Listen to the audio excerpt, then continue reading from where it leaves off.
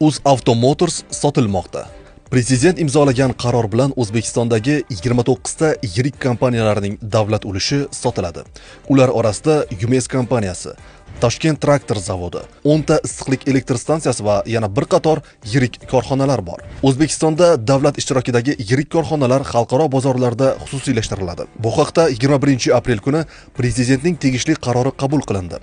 Qaror davlat ishtirokidagi yirik korxonalar va tijorat banklarining faoliyati samaradorligini oshirish va ularni xususiylashtirish orqali xorijiy investorlar jalb etilishini jadallashtirish maqsadida qabul qilingan.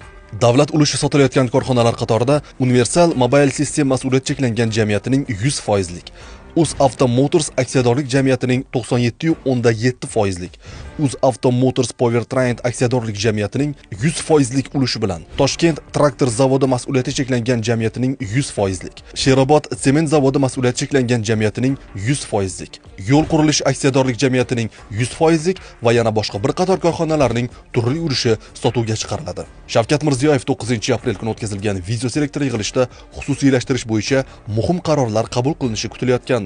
49 ta korxonadagi davlat ulushi xalqaro bozorda sotilishini aytgandi.